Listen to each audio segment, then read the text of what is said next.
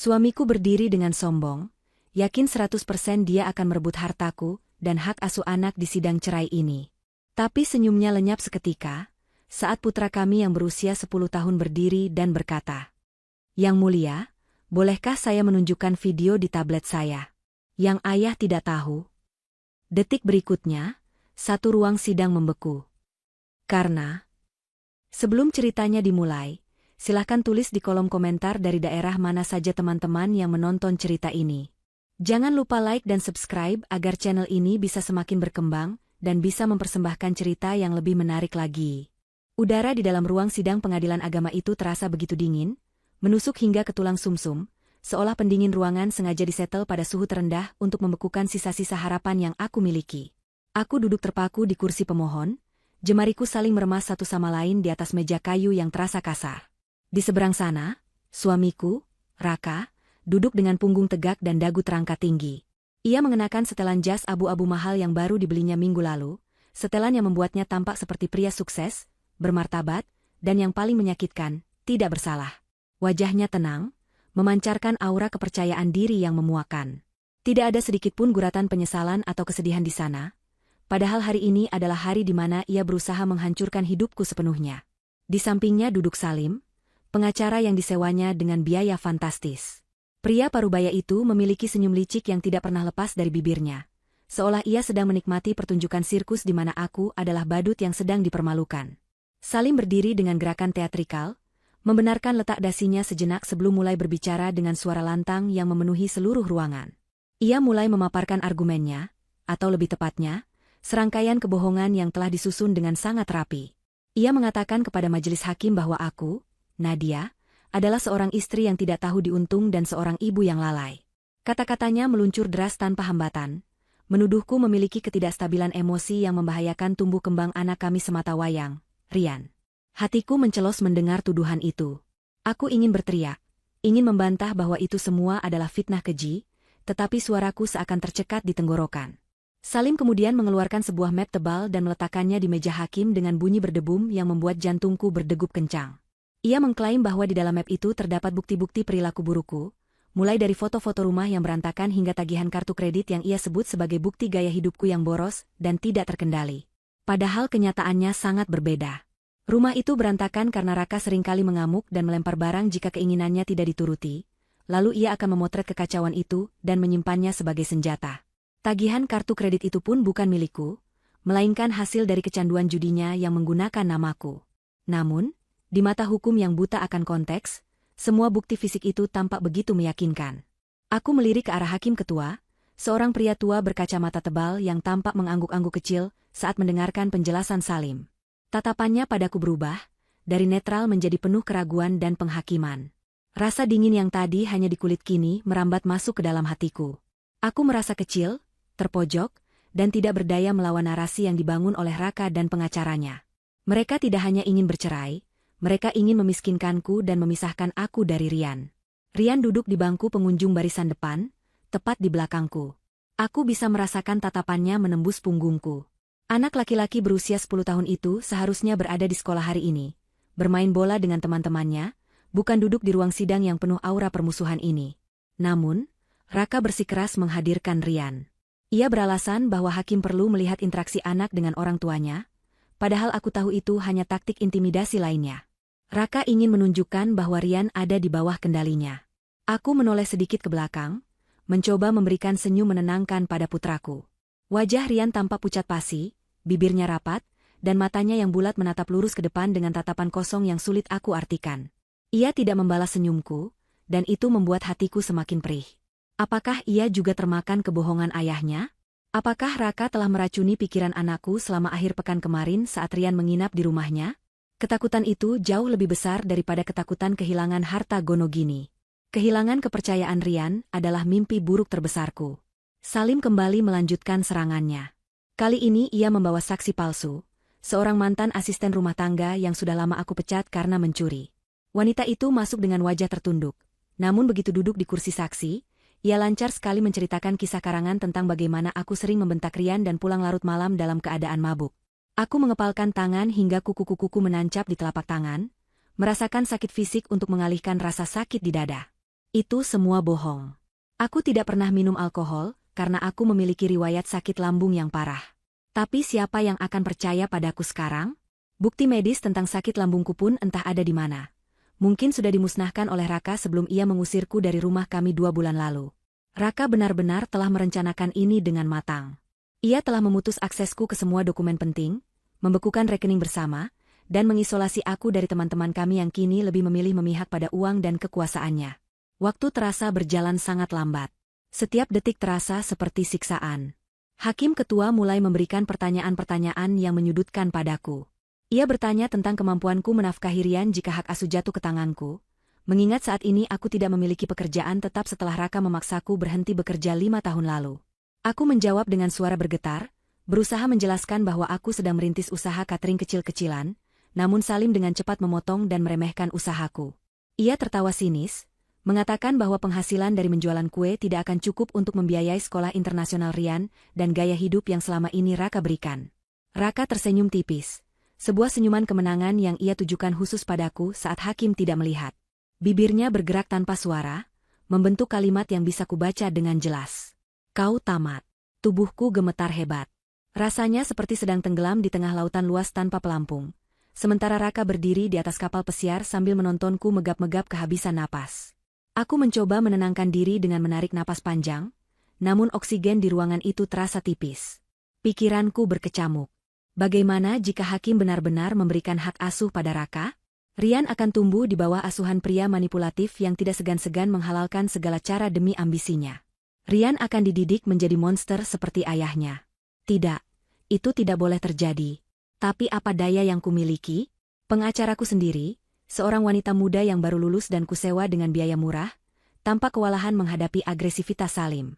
Ia mencoba mengajukan keberatan beberapa kali, namun selalu dipatahkan dengan mudah oleh argumen hukum Salim yang berbelit-belit namun terdengar logis. Kami kalah telak dalam pertempuran narasi ini. Raka berhasil memutarbalikkan fakta sedemikian rupa hingga korban terlihat seperti pelaku, dan pelaku terlihat seperti pahlawan yang menderita. Menjelang akhir sesi, hakim tampak sudah memiliki kesimpulan di benaknya.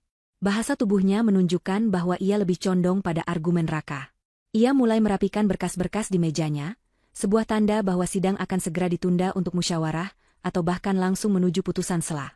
Keputusasaan mulai menyelimuti diriku sepenuhnya. Air mata yang sejak tadi kutahan kini menggenang di pelupuk mata, mengaburkan pandanganku. Aku menunduk, menatap meja kayu yang menjadi saksi bisu kehancuranku. Aku berdoa dalam hati, memohon keajaiban, memohon pertolongan Tuhan karena tidak ada lagi manusia yang bisa kuharapkan. Di tengah keheningan yang mencekam itu, saat hakim baru saja akan mengangkat palunya untuk mengetuk meja sebagai tanda berakhirnya sesi pembuktian, terdengar suara gesekan kursi yang sangat keras dan kasar. Suara besi kaki kursi yang beradu dengan lantai keramik memecah kesunyian ruangan, membuat semua orang tersentak kaget. Aku menoleh ke belakang dengan cepat. Rian. Putra kecilku itu berdiri dari kursinya. Tubuhnya yang mungil tampak tegang, kedua tangannya mengepal kuat di sisi tubuhnya. Wajahnya masih pucat, namun ada sesuatu yang berbeda di matanya. Tatapan kosong tadi telah lenyap, digantikan oleh sorot mata yang tajam, tegas, dan penuh keberanian yang belum pernah kulihat sebelumnya. Ia menatap lurus ke arah hakim ketua, mengabaikan Raka yang kini menatapnya dengan kening berkerut bingung. Napas Rian terdengar memburu, seolah ia baru saja berlari maraton. Dada kecilnya naik turun dengan cepat. Seluruh ruangan terpaku melihat pemandangan itu. Seorang anak berusia 10 tahun, berdiri menantang atmosfer pengadilan yang mengintimidasi, siap untuk melakukan sesuatu yang tidak terduga. Jantungku berhenti berdetak sesaat. Apa yang akan dia lakukan? Keheningan yang menyusul setelah Rian berdiri terasa jauh lebih berat daripada sebelumnya. Semua mata kini tertuju pada sosok kecil yang berdiri tegak di tengah ruangan itu. Hakim ketua menurunkan tangannya yang memegang palu, alisnya terangkat tinggi di balik kacamata tebalnya. Ia menatap Rian dengan campuran rasa kaget dan ingin tahu. Biasanya, anak-anak yang dibawa ke ruang sidang akan menangis, merengek, atau bersembunyi di balik punggung orang dewasa. Namun Rian berbeda. Ia berdiri di sana seperti seorang prajurit kecil yang siap maju ke medan perang. Raka, yang sedari tadi tenang, mulai terlihat gelisah. Ia berdeham keras, mencoba memecah konsentrasi semua orang pada Rian, lalu mencondongkan tubuhnya ke arah Salim sambil berbisik dengan nada mendesak. Aku bisa melihat kepanikan samar di mata Raka. Insting predatornya mungkin memberitahu bahwa ada bahaya yang sedang mengintai. Yang mulia, Suara Rian memecah keheningan. Suaranya kecil dan bergetar, namun terdengar sangat jernih di ruangan yang sunyi senyap itu. Ia tidak menunduk, ia menatap langsung ke mata Hakim Ketua. Bolehkah saya menunjukkan sesuatu yang ayah dan ibu tidak tahu? Pertanyaan itu menggantung di udara, menciptakan gelombang kejut bagi semua yang mendengarnya. Aku ternganga, sama sekali tidak menyangka Rian akan berani berbicara. Apa maksudnya? Apa yang dia ketahui? Salim, dengan sigap dan agresif, langsung berdiri dari kursinya. Keberatan, Yang Mulia. Serunya dengan suara lantang yang dibuat-buat. Anak ini masih di bawah umur. Keterangannya tidak bisa dipertanggungjawabkan secara hukum dan kehadirannya di sini, hanya akan menambah trauma psikologis baginya. Kami memohon agar anak ini segera dibawa keluar. Raka mengangguk setuju dengan cepat. Wajahnya kini memerah menahan marah yang ia coba sembunyikan di balik topeng keprihatinan.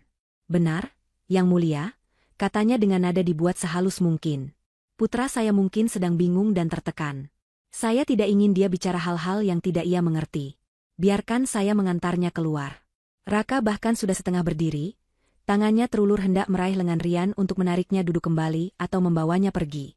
Namun, Rian mundur selangkah, menghindari tangan ayahnya dengan gerakan yang gesit dan penuh penolakan. Tatapannya pada Raka bukan tatapan seorang anak pada ayahnya, melainkan tatapan seseorang yang melihat musuh. Hakim Ketua mengangkat tangannya, memberikan isyarat tegas agar Salim dan Raka diam. Ia menatap Rian lamat-lamat, seolah sedang menimbang sesuatu. Rasa ingin tahu sang hakim tampaknya lebih besar daripada ketaatannya pada prosedur formal yang kaku. Biarkan dia bicara, kata hakim dengan suara berat namun tenang. Ia menatap Salim tajam ketika pengacara itu hendak memprotes lagi. Ini pengadilan keluarga. Kepentingan terbaik anak adalah prioritas utama. Jika dia merasa memiliki sesuatu yang penting untuk disampaikan, saya ingin mendengarnya. Majulah, nak. Jantungku berpacu semakin cepat. Aku ingin berlari memeluk Rian, melindunginya dari tatapan tajam Salim dan kemarahan terpendam Raka, tapi kakiku terasa lemas. Aku hanya bisa menatap punggung kecilnya yang mulai melangkah maju menuju meja depan, tempat panitera dan hakim duduk. Rian berjalan perlahan tapi pasti. Di tangannya, ia memegang sebuah tablet kecil berwarna hitam yang biasanya ia gunakan untuk bermain game atau menonton kartun. Aku tidak pernah tahu ia membawa tablet itu hari ini. Biasanya Raka melarang keras Rian membawa gawai saat bepergian bersamanya. Sesampainya di depan, Rian tidak langsung bicara. Ia meletakkan tablet itu di atas meja panitera. Dengan suara sopan, ia meminta izin. Apakah ada kabel yang bisa menyambungkan ini ke layar besar? Tanyanya sambil menunjuk layar proyektor yang tergulung di dinding samping ruang sidang, yang biasanya digunakan untuk presentasi bukti dokumen. Panitera menatap hakim, dan setelah mendapat anggukan persetujuan, ia membantu Rian menyambungkan tablet itu dengan sebuah kabel HDMI yang tersedia. Layar proyektor turun perlahan dengan suara mendengung halus mesin otomatisnya. Cahaya proyektor menyala, menampilkan tampilan layar utama tablet Rian yang penuh dengan ikon aplikasi permainan. Raka kini duduk dengan gelisah, tangannya mencengkeram lengan kursi hingga buku-buku jarinya memutih. Keringat dingin mulai terlihat di pelipisnya. Ia tidak tahu apa yang akan terjadi, dan ketidaktahuan itu membunuhnya. Rian menyentuh layar tabletnya dengan jari telunjuknya yang mungil. Ia membuka galeri, lalu masuk ke sebuah folder tersembunyi yang diberi nama tugas sekolah. Di dalamnya, hanya ada satu file video dengan durasi yang cukup panjang. Tanpa ragu, Rian menekan tombol putar. Ruang sidang menjadi gelap seketika saat fokus semua orang beralih ke layar besar yang kini menyala terang. Detik-detik pertama video itu hanya menampilkan gambar statis. Sebuah sudut pandang dari ketinggian yang aneh, seolah kamera diletakkan di celah sempit di dekat langit-langit. Gambar itu sedikit bergetar sebelum akhirnya stabil. Itu adalah ruang kerja pribadi Raka di rumah kami, ruangan yang selalu terkunci dan tidak boleh dimasuki oleh siapapun, termasuk aku. Di dalam video itu, Raka terlihat duduk di kursi kulit besarnya yang mewah, membelakangi kamera. Ia sedang menelepon seseorang, nada suaranya terdengar santai namun dingin. Audio dari pengeras suara ruang sidang terdengar sedikit berisik di awal, namun kemudian suara Raka terdengar sangat jelas, seolah ia sedang berbicara tepat di telinga kami semua. Pastikan dosisnya tepat, jangan sampai overdosis, kata suara Raka dalam video itu. Aku ingin dia sakit perlahan-lahan. Buat seolah-olah dia depresi dan kehilangan kewarasan karena tekanan rumah tangga. Obat halusinasi itu harus bekerja pelan tapi pasti. Aku tidak mau dia mati sebelum tanda tangan pengalihan aset perusahaan warisan ayahnya itu selesai. Ruang sidang seketika membeku. Suasana yang tadinya dingin karena pendingin ruangan, kini berubah menjadi mencekam, seolah oksigen di ruangan itu tersedot habis. Aku menutup mulutku dengan kedua tangan, menahan jeritan yang hendak meledak. Mataku membelalak menatap layar. Itu adalah jawaban atas segala penyakit aneh yang kuderita selama 6 bulan terakhir. Sakit kepala hebat, penglihatan kabur, dan suara-suara aneh yang sering kudengar ternyata bukan karena stres, tapi karena aku diracuni oleh suamiku sendiri. Di layar, Raka memutar kursinya sehingga wajahnya terlihat jelas menghadap ke arah kamera tersembunyi itu. Ia tertawa kecil, sebuah tawa yang membuat bulu kuduku meremang. Ia melanjutkan pembicaraannya di telepon. Tenang saja, Salim sudah mengatur semuanya di pengadilan nanti. Kita akan buat Nadia terlihat seperti orang gila. Hak asuh anak akan jatuh padaku, dan begitu aku menguasai hartanya, kita bisa singkirkan wanita itu ke rumah sakit jiwa selamanya. Dan untuk anak itu, Rian, dia hanya alat. Begitu semuanya beres, aku akan mengirimnya ke asrama di luar negeri. Aku tidak butuh beban tambahan. Pengacara Salim yang duduk di ruang sidang nyata, wajahnya langsung memucat seputih kertas. Namanya disebut dengan jelas dalam konspirasi jahat itu. Ia mencoba berdiri, mungkin untuk menghentikan video itu, tapi kakinya gemetar hebat hingga ia kembali terduduk lemas. Seluruh kepongahan dan arogansinya lenyap dalam sekejap. Raka di ruang sidang terperanjat mundur, seolah ditampar oleh hantu dirinya sendiri. Ia menatap layar dengan mata terbelalak, mulutnya terbuka tapi tidak ada suara yang keluar. Tubuhnya mulai gemetar, bukan karena dingin, tapi karena ketakutan yang amat sangat. Rahasia tergelapnya, rencana jahat yang ia susun dengan begitu teliti dan rapi, kini telanjang di hadapan hukum. Ia menoleh ke arah Rian, tatapannya kini bukan lagi tatapan marah, melainkan tatapan horor. Ia baru menyadari bahwa anak kecil yang selama ini ia abaikan, ia anggap remeh, dan ia jadikan alat, ternyata adalah orang yang memegang kunci kehancurannya. Rian berdiri di samping meja panitera, tidak melihat ke layar. Ia menatap ayahnya dengan tatapan terluka namun puas. Air mata menetes di pipi Rian, tapi ia tidak menghapusnya. Ia membiarkan ayahnya melihat rasa sakit yang telah ia pendam sendirian. Video itu belum selesai. Rekaman terus berlanjut, menampilkan Raka yang membuka brankas di balik lukisan dinding. Ia mengeluarkan tumpukan sertifikat tanah dan perhiasan milikku yang selama ini kukira hilang dicuri maling. Ia memamerkannya ke arah telepon genggamnya, seolah sedang melakukan panggilan video dengan orang lain. Lihat ini, sayang.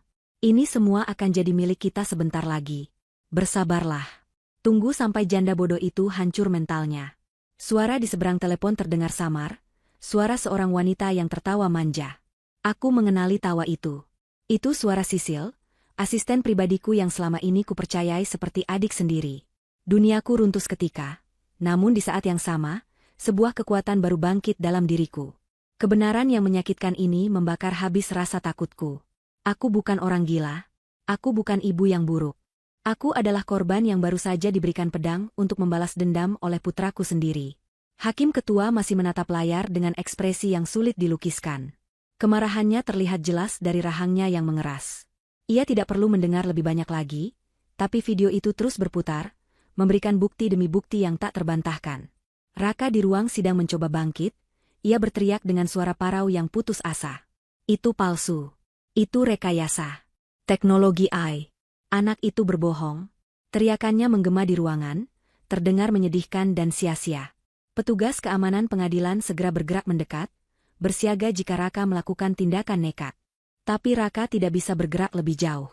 Ia terkunci oleh tatapan semua orang di ruangan itu yang kini memandangnya dengan jijik. Sang predator kini telah menjadi mangsa, terperangkap dalam jaring yang ia tenun sendiri, dan penenun jaring itu adalah putranya yang berusia 10 tahun. Video di layar proyektor masih terus berputar, menampilkan adegan yang semakin membuat bulu kuduk berdiri. Setelah memamerkan harta curiannya, Raka dalam video itu kembali duduk di kursi kerjanya. Ia meletakkan kakinya di atas meja dengan angkuh, lalu menyalakan sebatang cerutu. Asap mengepul memenuhi ruangan, menciptakan suasana yang suram di dalam layar. Kau tahu, ucap Raka pada lawan bicaranya di telepon, kecelakaan orang tua Nadia tahun lalu itu benar-benar berkah. Awalnya aku pikir itu akan membuat Nadia semakin bergantung padaku, tapi ternyata dia malah jadi lebih keras kepala mempertahankan perusahaan. Untung saja rem mobil tua mereka itu gampang diakali. Sedikit pelonggaran di kabel rem, dan boom masuk jurang. Pernyataan itu meledak seperti bom di tengah ruang sidang. Aku tersentak hebat di kursiku, tanganku membekap mulut menahan teriakan histeris. Orang tuaku, kecelakaan itu, ternyata bukan musibah biasa. Itu pembunuhan. Raka, pria yang menikahiku, pria yang kutemani tidur setiap malam, adalah orang yang bertanggung jawab atas kematian ayah dan ibuku. Dadaku sesak, rasanya seperti dihimpit batu besar. Air mata mengalir deras tanpa bisa kuhentikan. Seluruh ruangan menjadi gempar. Hakim ketua sampai berdiri dari kursinya, wajahnya merah padam karena amarah. Panitera menutup mulutnya karena kaget, sementara pengunjung sidang lainnya mulai berbisik-bisik dengan nada ngeri. Ini bukan lagi sidang perceraian, ini adalah pengungkapan kasus pembunuhan berencana. Video itu kemudian bergeser sedikit, memperlihatkan sudut pengambilan gambar yang unik. Kamera itu ternyata diletakkan di balik lubang ventilasi udara. Dari posisi itu, terlihat jelas Rian kecil sedang memegang tabletnya dengan tangan gemetar, merekam ayahnya dari kamar tidurnya yang bersebelahan dengan ruang kerja Raka. Lubang angin itu adalah satu-satunya celah yang menghubungkan kedua ruangan tersebut. Rian pasti sudah lama mengetahui rahasia ini. Anakku yang malang, ia harus menanggung beban kebenaran mengerikan ini sendirian, bersembunyi di balik dinding kamarnya, merekam kejahatan ayahnya sambil menahan napas agar tidak ketahuan. Betapa besar ketakutan yang harus ia hadapi setiap hari, tinggal satu atap dengan pembunuh kakek neneknya. Dalam video itu, Raka kembali berbicara, kali ini menyebut nama Salim lagi. Salim bilang polisi bodoh itu tidak akan curiga. Dia sudah menyuap petugas yang melakukan olah TKP. Laporan kecelakaan murni sudah keluar. Aman. Sekarang tinggal fokus pada Nadia. Racun itu, pastikan Sisil mencampurnya di teh herbal yang biasa Nadia minum setiap malam. Dia pikir itu obat penenang, padahal itu tiket menuju kegilaan.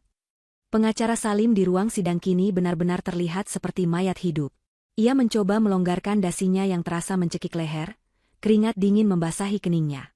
Ia tahu karirnya, reputasinya, dan kebebasannya baru saja hancur berkeping-keping di depan matanya sendiri. Ia menunduk dalam-dalam, tidak berani menatap hakim, apalagi menatapku. Hakim ketua akhirnya memberikan isyarat pada Panitera untuk menghentikan video. Layar menjadi gelap, menyisakan keheningan yang mencekam dan penuh ketegangan. Hakim menatap Rian dengan sorot mata yang lembut namun penuh kekaguman. "Nak," katanya dengan suara berat, "dari mana kamu mendapatkan rekaman ini?" Rian menjawab dengan suara yang masih bergetar namun tegas, "Dari kamar saya, Yang Mulia. Ada lubang angin di atas lemari baju saya yang tembus ke ruang kerja ayah. Saya sering mendengar ayah bicara sendiri atau menelepon malam-malam. Awalnya saya takut, tapi saya ingat kata kakek sebelum meninggal, kalau ada yang jahat, kita harus berani. Jadi saya rekam pakai tablet." Jawaban polos namun heroik itu membuat beberapa pengunjung sidang terisak haru. Raka yang sedari tadi terpaku, tiba-tiba meledak. Ia meraung seperti binatang buas yang terpojok. "Bohong. Itu semua bohong. Anak itu diajari ibunya. Dia memfitnahku." Ia mencoba merangsek maju ke arah meja hakim, mungkin berniat menghancurkan tablet Rian yang menjadi bukti mematikan itu. Namun, dua petugas keamanan pengadilan dengan sigap menahan tubuhnya. Raka meronta-ronta, wajahnya merah padam, urat-urat lehernya menonjol keluar. Topeng pria berkelas dan terhormat yang ia kenakan di awal sidang tadi kini telah hancur total, memperlihatkan wajah aslinya yang buas dan tak bermoral. Ia berteriak-teriak memaki aku dan Rian dengan kata-kata kasar yang tidak pantas didengar di ruang sidang yang mulia ini. "Cukup," bentak hakim ketua sambil mengetukkan palunya dengan sangat keras hingga gagangnya hampir patah. "Terdakwa Raka, Anda sudah melampaui batas. Petugas, amankan dia. Dan saudara pengacara Salim, jangan beranjak dari tempat duduk Anda. Saya akan mengeluarkan perintah penahanan sementara untuk Anda berdua atas dugaan permufakatan jahat dan pembunuhan berencana." Perintah hakim itu tegas dan tidak bisa diganggu-gugat. Salim hanya bisa pasrah, tubuhnya merosot di kursi. Sementara Raka masih terus berteriak-teriak, menyangkal segalanya meski bukti sudah terpampang nyata di depan mata semua orang. Aku menatap Rian yang masih berdiri di depan. Ia tampak lelah, bahunya merosot sedikit setelah beban rahasia itu terangkat dari pundaknya. Aku bangkit dari kursiku dan berlari ke arahnya. Aku memeluk tubuh mungil itu erat-erat, mencium puncak kepalanya sambil menangis terseduh-seduh. "Maafkan ibu, nak. Maafkan ibu tidak tahu. Maafkan ibu." Bisikku berulang kali. Rian memelukku balik dengan erat, tangan kecilnya menepuk-nepuk punggungku. "Tidak apa-apa, Bu. Sekarang kita aman. Ayah tidak bisa jahat lagi sama kita." Kata-kata Rian itu menjadi penutup yang menyakitkan sekaligus melegakan untuk babak awal mimpi buruk kami ini. Sidang perceraian ini telah berubah menjadi awal dari pengadilan pidana yang akan menyeret Raka ke tempat yang seharusnya, penjara. Kekacauan di ruang sidang semakin tak terkendali. Raka masih terus meronta dalam pegangan dua petugas keamanan yang bertubuh kekar. Kemeja mahalnya kini kusut, dasinya miring, dan rambutnya yang tadinya tertata rapi kini berantakan. Ia tampak seperti orang gila yang kehilangan akal sehatnya. "Lepaskan aku. Kalian tidak tahu siapa aku. Aku bisa menuntut kalian semua," teriaknya dengan suara parau. Ia menoleh ke arahku dengan tatapan penuh kebencian yang menyala-nyala. "Nadia, kau pikir kau menang? Hah? Kau tidak tahu apa-apa. Kau hanyalah wanita bodoh yang tidak tahu siapa yang sebenarnya memegang kendali perusahaanmu." Teriakannya menggema, memantul di dinding-dinding ruang sidang, meninggalkan gema ancaman yang membuatku merinding. Apa maksudnya? Perusahaan? Bukankah ia baru saja mengaku di video itu, kalau ia ingin menguasai harta warisan ayahku? Kenapa ia bicara seolah-olah ada orang lain yang terlibat selain dia dan Salim? Pikiranku berputar cepat, mencoba mencerna kata-katanya di tengah kekalutan ini. Hakim memerintahkan petugas untuk segera membawa Raka keluar dari ruang sidang menuju sel tahanan sementara di bagian belakang gedung pengadilan. Saat digiring melewati kami, Raka sempat berhenti sejenak, menatap mataku lekat-lekat. Napasnya memburu. "Kau akan menyesal, Nadia. Kau pikir ini selesai? Ini baru permulaan. Mereka tidak akan membiarkanmu lolos."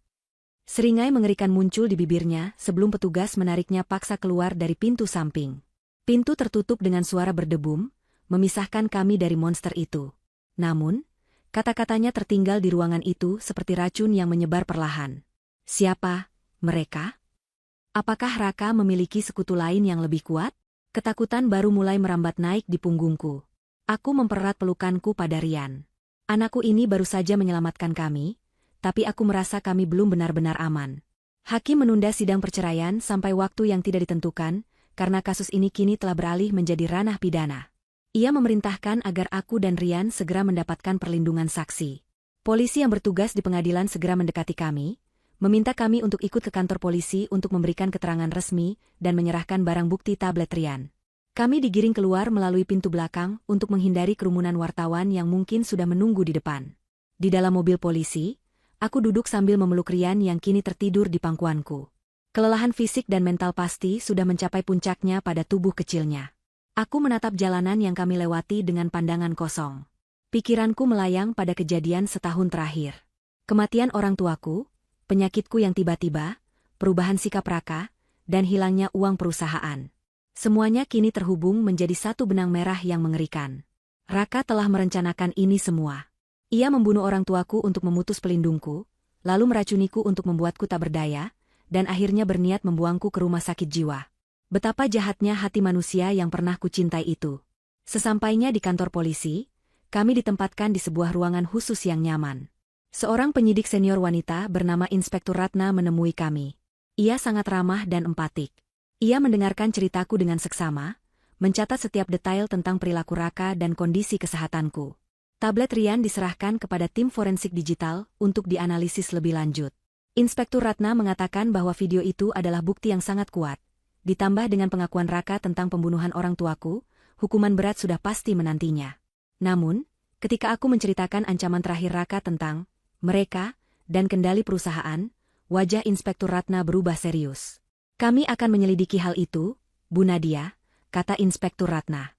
"Kemungkinan besar Raka tidak bekerja sendiri. Dalam kasus kejahatan kerah putih seperti penggelapan aset perusahaan, biasanya melibatkan jaringan. Kami akan melacak aliran dana dan komunikasi Raka." Ia kemudian menyarankan agar kami tinggal di rumah aman, Safe House, milik kepolisian untuk sementara waktu, mengingat ancaman Raka terdengar sangat serius. Aku setuju tanpa ragu. Aku tidak berani pulang ke rumah kami. Rumah itu kini terasa seperti sarang penjahat, penuh dengan kenangan buruk dan mungkin juga jebakan-jebakan lain yang belum kami ketahui. Malam itu, di rumah aman yang tenang dan dijaga ketat, aku tidak bisa tidur. Rian sudah terlelap di kamar sebelah. Aku duduk di ruang tamu, menatap layar ponselku yang baru saja dikembalikan oleh polisi setelah diperiksa. Tiba-tiba, sebuah pesan masuk dari nomor tidak dikenal. Jantungku berdegup kencang. Aku ragu untuk membukanya, tapi rasa penasaran mengalahkan rasa takutku. Aku membuka pesan itu. Isinya singkat namun mengerikan, "Hapus videonya atau Rian tidak akan selamat." Kami tahu di mana kalian berada. Ponselku hampir terjatuh dari tangan. Mereka tahu kami di sini? Di rumah aman polisi? Kepanikan melanda diriku. Aku segera berlari ke kamar Inspektur Ratna yang juga menginap di rumah itu untuk berjaga. Aku menunjukkan pesan itu padanya. Wajahnya menegang. Ini tidak mungkin, gumamnya. Lokasi ini sangat rahasia. Hanya segelintir orang di kepolisian yang tahu. Ia segera memerintahkan anak buahnya untuk memperketat penjagaan dan melacak nomor pengirim pesan itu. Namun, pesan itu membuktikan satu hal, Raka tidak berbohong. Ia memiliki sekutu di luar sana, orang-orang yang memiliki akses dan kekuatan, mungkin orang dalam di kepolisian atau orang-orang bayaran yang profesional. Kami sedang berhadapan dengan musuh yang tidak terlihat, musuh yang bisa menjangkau kami bahkan di tempat yang seharusnya paling aman sekalipun. Aku kembali ke kamar Rian, duduk di tepi tempat tidurnya sambil mengelus rambutnya. Aku berjanji dalam hati, aku akan melindunginya dengan nyawaku. Aku tidak akan membiarkan Raka atau siapapun menyakiti putraku lagi. Tapi jauh di lubuk hatiku, aku bertanya-tanya, seberapa besar kekuatan yang kami lawan ini? Raka hanyalah ujung tombak. Tapi siapa yang memegang gagangnya? Siapa dalang sebenarnya di balik kehancuran keluargaku? Dan yang paling menakutkan, apakah ada orang di sekitarku yang ternyata adalah musuh dalam selimut? Seperti yang Raka isyaratkan? Pertanyaan-pertanyaan itu menghantui pikiranku sepanjang malam, membuatku terjaga dalam kewaspadaan penuh, menunggu serangan berikutnya dari kegelapan. Pesan singkat yang muncul di layar ponselku malam itu, mengubah atmosfer rumah aman yang tadinya tenang, menjadi penuh ketegangan yang mencekam. Kalimat ancaman itu singkat, padat, namun daya rusaknya luar biasa bagi psikisku yang sudah rapuh. Aku menatap layar ponsel yang menyala dalam kegelapan kamar dengan tangan gemetar hebat, seolah benda pipi itu adalah bara api yang membakar kulitku. Mereka tahu di mana kami berada. Kalimat itu terus berputar di kepalaku seperti kaset rusak yang memutar lagu kematian. Bagaimana mungkin? Inspektur Ratna menjamin tempat ini tidak terdaftar dalam basis data umum kepolisian, dan hanya diketahui oleh unit khusus perlindungan saksi. Jika Raka atau sekutunya bisa tahu posisi kami dalam hitungan jam setelah kami tiba, itu berarti musuh kami memiliki mata dan telinga di tempat yang tidak terjangkau oleh logika biasa, atau lebih buruk lagi, ada pengkhianat di dalam sistem yang seharusnya melindungi kami. Aku segera memanggil Inspektur Ratna kembali. Wanita parubaya yang tangguh itu masuk ke kamarku dengan pistol yang sudah berada di tangan.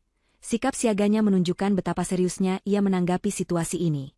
Ketika aku menunjukkan pesan itu, wajahnya yang biasanya tenang berubah menjadi keras dan dingin. Ia tidak banyak bicara, namun matanya memancarkan kemarahan yang tertahan. Ia segera mematikan ponselku, mencabut kartu SIM, dan memasukkannya ke dalam kantong bukti khusus yang bisa memblokir sinyal. Ia kemudian memerintahkan dua anggotanya untuk menyisir seluruh perimeter rumah, dan melakukan pemindaian elektronik untuk mencari alat penyadap atau pelacak yang mungkin terbawa oleh kami tanpa sadar.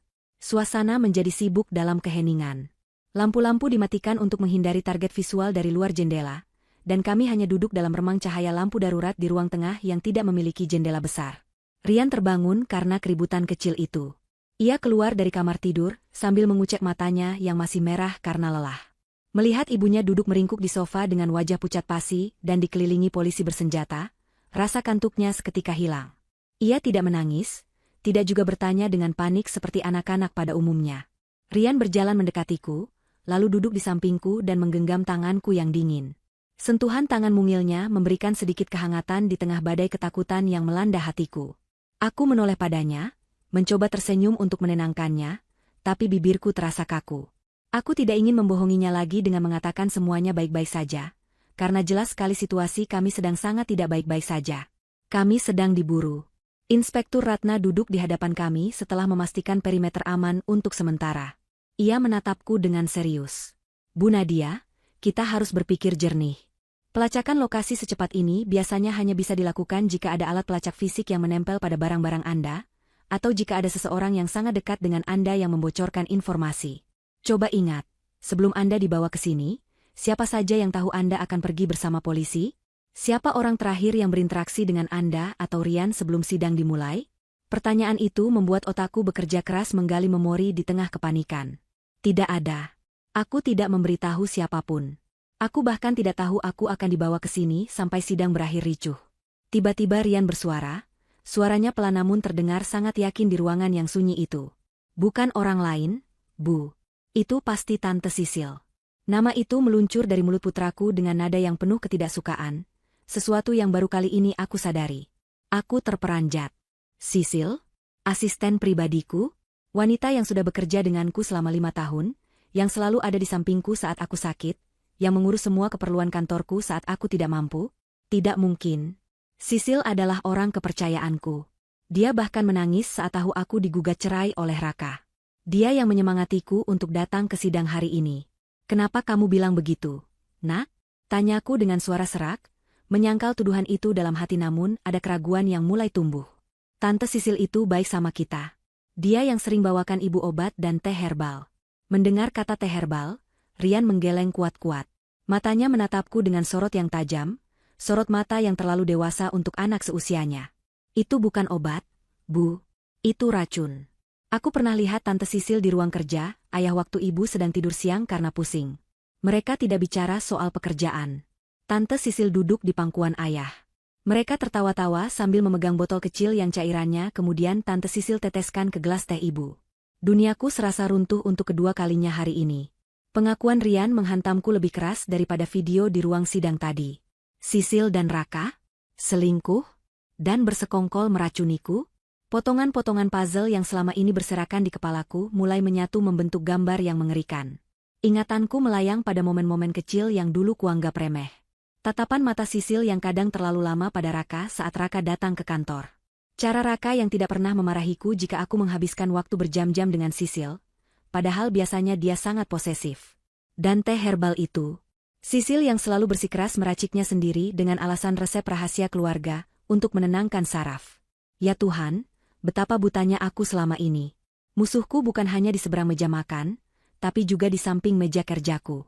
Orang yang kugaji, kucintai seperti adik, ternyata adalah ular berbisa yang menunggu saat tepat untuk mematuku. Inspektur Ratna tampak sangat tertarik dengan informasi ini. Ia mencatat nama Sisil di buku kecilnya. Sisilia Anggraini? Tanya Ratna memastikan. Aku mengangguk lemah. Ratna segera menghubungi tim siber di markas pusat. Cek latar belakang Sisilia Anggraini, hubungannya dengan Raka, dan lacak posisi ponselnya sekarang. Prioritas tinggi. Ratna kemudian kembali menatapku. Bu Nadia, jika benar Sisil adalah orang dalam yang dimaksud Raka, maka pesan ancaman ini masuk akal. Dia mungkin panik karena Raka tertangkap dan mencoba mengintimidasi Anda agar tidak membongkar peran dia. Tapi pertanyaannya, bagaimana dia tahu kita ada di sini? Rian kembali menyela. Kali ini ia menunjuk tas tangan besar berwarna krem yang tergeletak di meja sudut ruangan. Itu tas baru ibu, kan? Hadiah dari Tante Sisil minggu lalu? Aku menatap tas itu. Tas kulit branded yang diberikan Sisil sebagai hadiah ulang tahunku yang terlewat. Ia memberikannya dengan alasan agar aku tampil percaya diri saat sidang. Ya, itu dari dia, jawabku pelan. Inspektur Ratna tidak membuang waktu.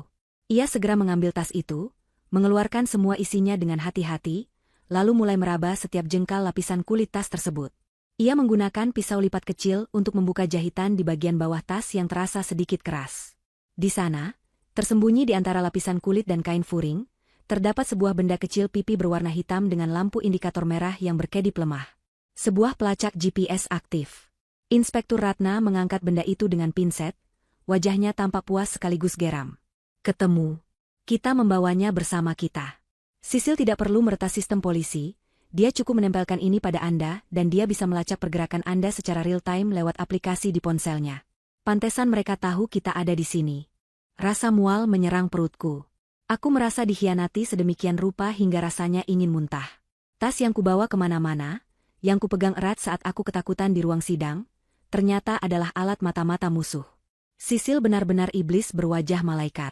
Dia mempersiapkan segalanya. Jika Raka gagal di pengadilan, dia masih bisa memantauku, menerorku, atau bahkan mengirim orang untuk mencelakaiku dengan panduan lokasi yang akurat ini. Inspektur Ratna segera mematikan alat pelacak itu dan menghancurkannya dengan menginjaknya hingga hancur berkeping-keping. Sinyal hilang, kata Ratna tegas. Sekarang mereka buta. Tapi kita tidak bisa tinggal diam. Kita harus bergerak sebelum mereka menyadari pelacaknya mati dan mencoba kabur. Malam itu juga, strategi kami berubah. Kami tidak lagi bertahan, kami akan menyerang. Rian, yang duduk di sampingku, tampak lebih tenang setelah melihat alat pelacak itu dihancurkan. Ia kembali mengambil tabletnya yang sudah dikembalikan oleh tim forensik setelah datanya disalin. Bu, kata Rian sambil menyentuh layar tabletnya, polisi tadi cuma menyalin video ayah. Tapi mereka belum lihat folder yang satu lagi. Aku masih punya sesuatu tentang Tante Sisil. Kalimat itu membuatku dan Inspektur Ratna saling berpandangan. Anak ini, Rian, seolah memiliki gudang amunisi yang tidak ada habisnya. Di balik wajah polosnya, ia menyimpan bukti-bukti kejahatan yang bisa meruntuhkan kerajaan bisnis kotor ayahnya dan selingkuhannya. Aku mengangguk pada Rian, memberinya izin untuk membuka rahasia berikutnya. Malam ini akan menjadi malam yang sangat panjang. Namun untuk pertama kalinya, aku merasa kami memiliki peluang untuk menang.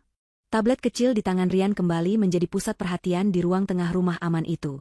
Cahaya layarnya menerangi wajah Rian yang serius, menampakkan gurat ketegasan yang mewarisi fitur wajah ayahku, bukan Raka. Aku bersyukur akan hal itu.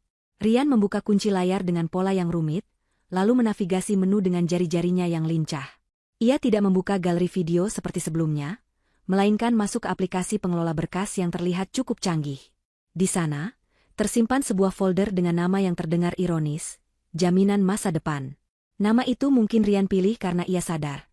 Isi folder inilah yang akan menjamin masa depannya dan ibunya terbebas dari cengkeraman Raka. Ini apa, Nak?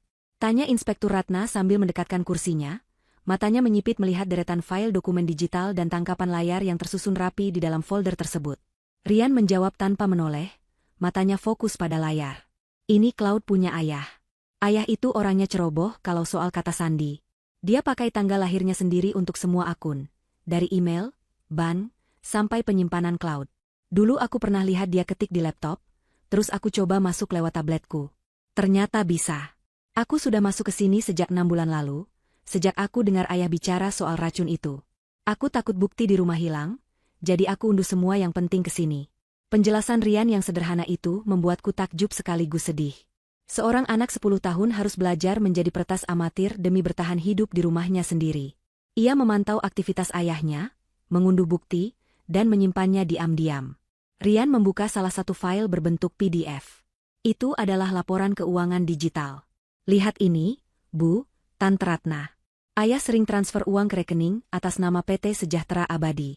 Kedengarannya seperti perusahaan mitra, tapi kalau dilihat detail transaksinya, nomor rekening tujuannya adalah rekening pribadi Tante Sisil. Rian menggeser layar, memperlihatkan bukti transfer yang jumlahnya fantastis. Ratusan juta rupiah mengalir setiap bulan dari rekening perusahaan warisan ayahku ke rekening Sisil, disamarkan sebagai biaya konsultasi dan pengadaan barang fiktif. Inspektur Ratna segera mengambil foto layar tablet Rian dengan ponsel kerjanya. Ini bukti penggelapan dana dan pencucian uang. Sisil bukan cuma selingkuhan, dia adalah penampung dana hasil kejahatan. Dengan bukti ini, kita bisa membekukan rekening Sisil sekarang juga. Tapi Rian belum selesai. Ia membuka dokumen lain, kali ini berupa lembar kerja yang penuh dengan angka-angka merah. Ayah juga memalsukan laporan keuangan perusahaan kakek. Dia buat seolah-olah perusahaan rugi besar supaya sahamnya turun. Terus dia berencana beli saham ibu dengan harga murah, pakai uang yang dia curi dari perusahaan itu sendiri. Jadi dia mau beli perusahaan ibu pakai uang ibu. Aku menutup mulutku, menahan geram. Betapa liciknya skema yang mereka buat. Mereka membuatku merasa gagal memimpin perusahaan ayahku, membuatku merasa bersalah karena kerugian terus-menerus, padahal merekalah yang melubangi kapal dari dalam. Pantas saja Raka selalu mendesakku untuk menjual sahamku padanya dengan alasan untuk menyelamatkan aset keluarga. Ternyata itu semua adalah skenario busuk untuk merampas satu-satunya peninggalan orang tuaku. Raka ingin menguasai semuanya, dan Sisil membantunya memanipulasi data dari dalam kantor. Namun, kejutan terbesar dan paling menyakitkan ada di file terakhir yang dibuka Rian. Itu adalah tangkapan layar percakapan aplikasi pesan singkat antara Raka dengan kontak bernama Bengkel Langganan. Tanggal percakapan itu adalah 1 hari sebelum kecelakaan maut yang merenggut nyawa kedua orang tuaku. Dalam percakapan itu, Raka menulis, mobil target akan masuk servis jam 10 pagi. Pastikan kabel remnya diatur seperti yang kita bahas. Harus terlihat aus alami, tapi gagal saat turunan tajam. Balasan dari kontak itu singkat. Siap, bos. Beres. Transfer pelunasannya jangan lupa. Membaca tulisan itu, hatiku hancur berkeping-keping lagi, namun kali ini serpihannya tajam menusuk rasa takutku hingga mati, digantikan oleh amarah yang membara. Itu adalah bukti tertulis rencana pembunuhan. Raka memesan kematian orang tuaku seperti memesan makanan. Tanganku mengepal begitu erat hingga kuku menembus kulit telapak tangan, namun aku tidak merasakan sakit. Yang kurasakan hanyalah keinginan kuat untuk melihat Raka dan semua sekutunya membusuk di penjara. Inspektur Ratna menatap layar itu dengan mata terbelalak. Bengkel langganan, gumamnya. Saya tahu modus ini. Kami pernah menyelidiki sindikat bengkel yang menerima pesanan sabotase, tapi tidak pernah punya bukti kuat yang mengaitkan langsung dengan pemesan. Ini adalah smoking gun. Bukti yang tak terbantahkan. Ratna segera berdiri, adrenalin memacu tindakannya. Rian, kamu jenius. Kamu baru saja memecahkan kasus pembunuhan yang sudah ditutup setahun lalu. Ratna berbalik kepada anggotanya yang berjaga di pintu. Kontak unit reserse kriminal khusus sekarang. Kirim tim untuk menangkap pemilik bengkel di alamat yang tertera di log ini. Dan perintahkan bank untuk memblokir semua akses keuangan atas nama Raka, Sisilia Anggraini, dan perusahaan cangkang mereka. Kita kunci pergerakan mereka malam ini juga. Namun, di tengah kesibukan koordinasi itu, satu pertanyaan masih menggantung. Jika Sisil tahu kami di sini dari pelacak, dan sekarang pelacak itu mati, apa yang akan dia lakukan? Dia pasti sadar bahwa kami sudah tahu. Dia pasti sadar bahwa Raka sudah tertangkap dan posisinya terancam. Tikus yang terpojok akan menggigit, atau lari. Inspektur Ratna menyadari hal yang sama.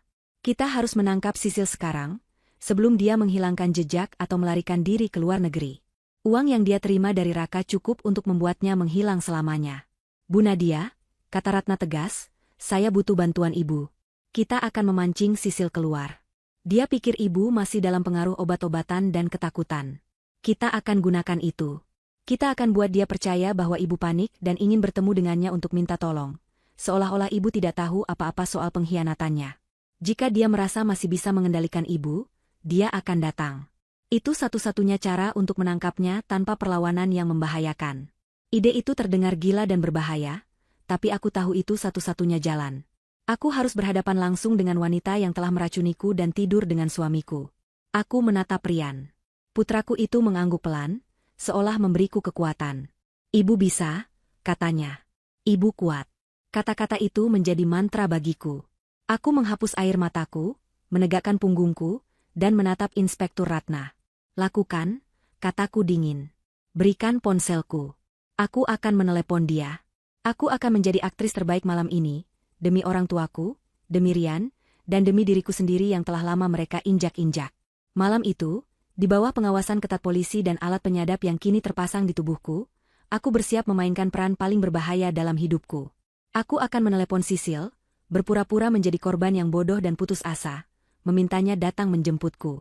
Di luar sana, hujan mulai turun deras, seolah alam sedang bersiap mencuci bersih segala dosa dan kejahatan yang akan segera terungkap.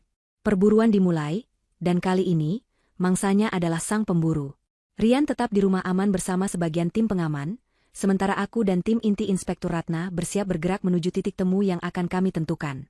Jebakan telah dipasang, dan aku berdoa agar Sisil cukup serakah dan sombong untuk masuk ke dalamnya. Hujan deras mengguyur kota malam itu, menciptakan tirai air yang menyamarkan pandangan dan meredam suara hiruk-pikuk jalanan.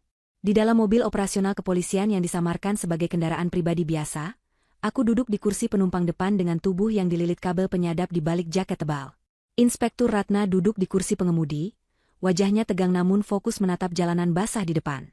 Di telingaku terpasang sebuah alat dengar kecil yang menghubungkanku dengan tim pendukung yang berada di mobil lain di belakang kami. Jantungku berdetak kencang, seirama dengan sapuan penyeka kaca mobil yang bergerak ritmis menghalau air hujan. Ini adalah panggung sandiwara terbesarku, sebuah pertaruhan di mana nyawaku dan masa depan Rian menjadi taruhannya.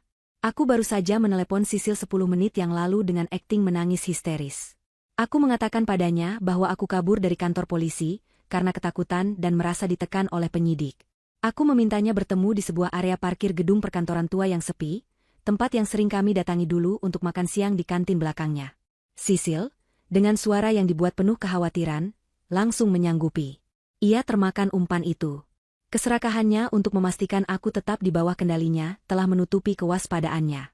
Mobil kami memasuki area parkir yang gelap dan lengang.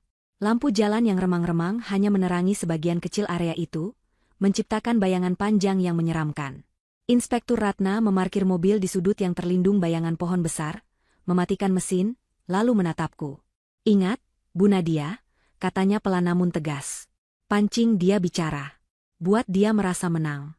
Buat dia merasa aman sehingga dia mau membeberkan rencana cadangannya. Jangan konfrontasi langsung sebelum saya beri kode. Kami ada di sekitar sini. Ibu tidak sendirian. Aku mengangguk, menarik napas panjang untuk menenangkan saraf-sarafku yang bergetar. Aku membuka pintu mobil dan melangkah keluar menuju titik pertemuan di bawah lampu jalan yang berkedip-kedip. Udara dingin malam langsung menusuk kulit, bercampur dengan aroma aspal basah dan sampah basah dari tong sampah di kejauhan. Aku berdiri di sana sendirian, memeluk tubuhku sendiri, berakting seolah-olah aku adalah wanita lemah yang sedang kedinginan dan ketakutan. Tak lama kemudian, sebuah sedan merah mewah meluncur masuk ke area parkir. Lampu depannya menyilaukan mataku sejenak. Itu mobil Sisil. Mobil yang dibelinya 2 bulan lalu, yang katanya hasil bonus tahunan, padahal sekarang aku tahu itu dibeli dengan uang curian dari perusahaanku. Mobil itu berhenti tepat di depanku. Pintu pengemudi terbuka, dan Sisil keluar dengan payung hitam besar. Ia mengenakan mantel parit berwarna krem yang modis, rambutnya tertata rapi, dan wajahnya dipoles riasan sempurna, sangat kontras dengan penampilanku yang kusut. Ia berjalan mendekatiku dengan senyum yang dulu kuanggap manis, namun kini terlihat seperti seringai ular berbisa. "Nadia," serunya dengan nada prihatin yang dibuat-buat. "Ya ampun, kamu kenapa nekat kabur begitu? Polisi itu kan mau melindungimu." Ia merentangkan tangannya, hendak memelukku. Aku mundur selangkah, berpura-pura gemetar. "Aku takut, Sil," kataku dengan suara parau. "Polisi bilang Raka mau membunuhku. Mereka menuduhmu juga." Aku bingung. Aku tidak percaya siapa-siapa lagi selain kamu. "Tolong aku, Sil. Raka ditangkap. Aku harus bagaimana?" Sisil berhenti sejenak. Matanya menatapku tajam, menilai apakah aku sedang berbohong. Namun melihat air mata palsu yang sukses kucucurkan dan tubuhku yang menggigil, senyumnya berubah menjadi senyum kemenangan yang licik. Ia menurunkan payungnya sedikit, mendekatkan wajahnya ke wajahku. "Tenang saja, Nat. Kamu aman sama aku," bisiknya. "Polisi itu bohong. Raka tidak mungkin mau membunuhmu. Dia cuma emosi sedikit. Tapi sudahlah, mumpung Raka ditangkap, kita harus amankan aset-aset kamu. Kamu bawa kunci brankas rumah, kan? Atau token bank perusahaan?" Pertanyaan itu langsung membuka topeng aslinya. Ia tidak menanyakan kabarku, tidak menanyakan Rian, yang ia tanyakan adalah kunci harta. Aku menunduk, menyembunyikan kilatan amarah di mataku. "Enggak bawa, Sil. Semuanya disita polisi. Aku cuma bawa diri. Tabungan pribadiku juga sudah habis." Sisil mendecakkan lidah dengan kesal, wajah cantiknya berubah menjadi jelek karena kemarahan sesaat. "Dasar bodoh," umpatnya pelan, namun cukup keras untuk tertangkap mikrofon di balik bajuku. "Kalau kamu tidak bawa apa-apa, buat apa aku jemput kamu? Kamu cuma jadi beban." Ucapan itu begitu menyakitkan, namun aku harus menahannya. Aku harus memancingnya lebih jauh. "Maksud kamu apa, Sil?" tanyaku polos. "Bukannya kita sahabat? Kamu bilang mau bantu aku." Sisil tertawa, sebuah tawa yang dingin dan menusuk. "Sahabat? Nadia, kamu itu terlalu naif. Kamu pikir selama ini aku betah jadi babu kamu? Mengurus jadwalmu, mendengarkan curhatan sampahmu tentang rumah tanggamu yang membosankan? Aku melakukan itu karena aku butuh uangmu. Dan Raka jauh lebih mengerti aku daripada kamu. Dia pria yang punya ambisi, bukan wanita lemah sepertimu yang cuma bisa mewarisi kekayaan orang tua." Pengakuan itu meluncur mulus dari bibirnya. Ia merasa di atas angin, merasa aku tidak berdaya dan tidak ada saksi di tempat sepi ini. "Jadi, kamu dan Raka?" tanyaku dengan suara bergetar. Kali ini getaran itu nyata karena rasa jijik. "Ya," jawabnya bangga sambil mengibaskan rambutnya. "Sudah 2 tahun, Nadia. Saat kamu sibuk dengan sakit-sakitanmu, yang sebenarnya berkat racikanku itu, aku dan Raka membangun kerajaan kami sendiri. Kami sudah siapkan rencana pensiun mewah di Eropa. Asal kamu tahu, uang perusahaanmu sudah kami kuras habis. Laporan keuangan yang kamu tanda tangani tiap bulan itu palsu semua. Aslinya nol. Kamu bangkrut, sayang." Sisil tertawa lagi, kali ini lebih keras, seolah menikmati kehancuranku. "Tapi Raka sekarang di penjara," kataku memancing. "Rencanamu gagal. Kamu tidak akan dapat apa-apa." Sisil mendekat, matanya berkilat marah. "Siapa bilang gagal? Raka mungkin bodoh sampai ketahuan, tapi aku punya rencana cadangan. Kami tidak simpan uang tunai di bank, Nadia. Itu cara kuno yang gampang dilacak. Kami ubah semuanya jadi aset kripto. Ratusan miliar ada di dalam satu hard drive kecil. Dan hard drive itu ada di tempat yang tidak akan pernah terpikirkan oleh polisi bodoh itu. Begitu aku dapat akses, aku akan transfer semuanya ke rekening luar negeri dan menghilang. Kamu silakan membusuk di sini dengan kemiskinanmu. Kamu pikir aku peduli? Ini dia. Informasi kuncinya. Inspektur Ratna pasti sudah mendengar semuanya dengan jelas. Tapi aku butuh lokasi drive itu. Di mana? Sil? Tanyaku mendesak. Di brankas kantor? Tidak mungkin kamu bisa ambil sekarang. Sisil tersenyum meremehkan. Kantor? Jangan bodoh. Tempat paling aman adalah di depan hidung musuh. Drive itu ditanam di taman rumahmu sendiri, Nadia. Di bawah patung bangau yang jelek itu. Raka menanamnya di sana malam sebelum dia mengusirmu. Ironis, kan? Kamu duduk menangis di taman itu setiap sore, tepat di atas tumpukan uang yang dicuri dari kamu. Sudah cukup. Aku sudah mendapatkan semua yang dibutuhkan polisi. Pengakuan perselingkuhan, pengakuan meracuni, penggelapan dana, dan lokasi barang bukti. Aku mundur selangkah, menegakkan tubuhku, dan menghapus air mata palsuku. Wajahku berubah dingin, menatapnya dengan tatapan yang membuat senyum Sisil perlahan memudar. Terima kasih informasinya, Sil, kataku datar. Ternyata Rian benar. Kamu memang ular. Sisil mengerutkan kening, bingung dengan perubahan sikapku yang tiba-tiba. Apa maksud? Belum sempat ia menyelesaikan kalimatnya, lampu sorot dari 4 arah menyala serentak, menyilaukan mata. Sirine polisi meraung memecah keheningan malam. Puluhan anggota polisi bersenjata lengkap keluar dari persembunyian mereka, mengepung Sisil dari segala penjuru. Angkat tangan. Jangan bergerak. Polisi. Teriakan petugas menggema. Sisil menjerit kaget, menjatuhkan payungnya. Wajahnya pucat pasi, matanya melotot horor melihat laras-laras senapan yang mengarah padanya. Inspektur Ratna muncul dari balik bayangan mobil, lencananya berkilau tertimpa cahaya lampu sorot. Sisilia Anggraini, Anda ditangkap atas tuduhan percobaan pembunuhan, penggelapan dana, dan pemufakatan jahat. Anda punya hak untuk diam. Sisil gemetar hebat, kakinya lemas hingga ia jatuh terduduk di aspal basah. Ia menatapku dengan tatapan tidak percaya. Kamu menjebakku. Teriaknya histeris. Dasar wanita licik. Aku menatapnya dari kejauhan, merasakan kepuasan yang luar biasa. Bukan aku yang licik, Sil. Aku hanya mengambil kembali apa yang menjadi hakku. Saat polisi memborgol tangannya dan menyeretnya ke mobil patroli, Sisil meronta dan berteriak seperti orang gila. Kalian tidak akan bisa ambil uang itu. Sistemnya otomatis. Kalau drive itu tidak dibuka dengan sidik jari Raka atau kodeku sebelum tengah malam ini, sistem keamanan akan memformat isinya secara permanen.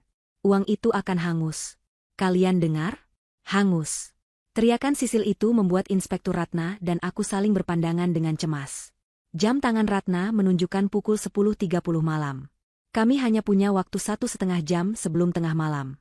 Uang ratusan miliar yang merupakan bukti kejahatan sekaligus hak warisan Rian terancam lenyap menjadi debu digital. Kita harus ke rumah sekarang. Teriak Ratna memberi komando pada timnya. Bawa tersangka ke kantor, sisanya ikut saya ke TKP. Cepat. Ini berpacu dengan waktu. Kami berlari kembali ke mobil. Hujan turun semakin deras, seolah alam sedang mempersulit langkah kami dalam perburuan harta berdarah ini.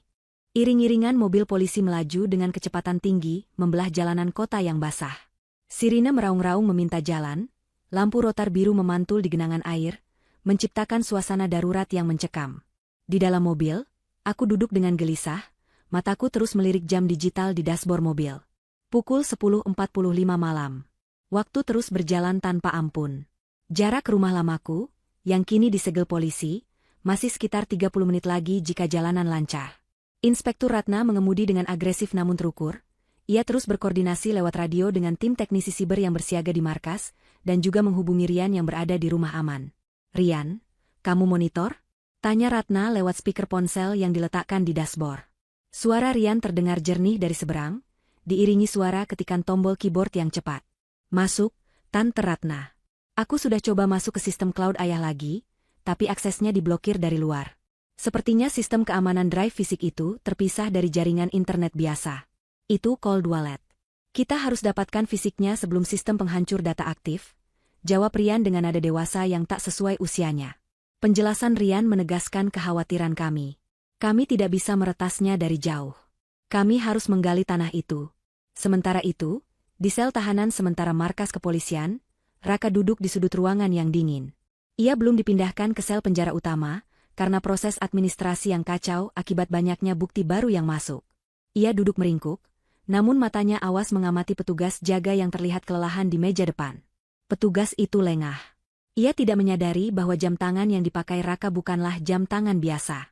Itu adalah jam tangan pintar edisi terbatas yang didesain menyerupai jam analog klasik, sehingga lolos dari pemeriksaan barang saat Raka ditangkap tadi sore. Raka tersenyum tipis, senyum penuh keputusasaan dan dendam. Ia menekan tombol kecil di sisi jam tangannya, mengaktifkan layar tersembunyi di balik kaca arloji. Koneksi terhubung. Sinyal lemah tapi cukup untuk mengirim perintah sederhana. Raka tahu Sisil tertangkap. Ia bisa menebak dari keributan di radio polisi yang terdengar samar dari lorong. Jika ia hancur, maka Nadia juga harus hancur. Tidak boleh ada yang menikmati uang itu.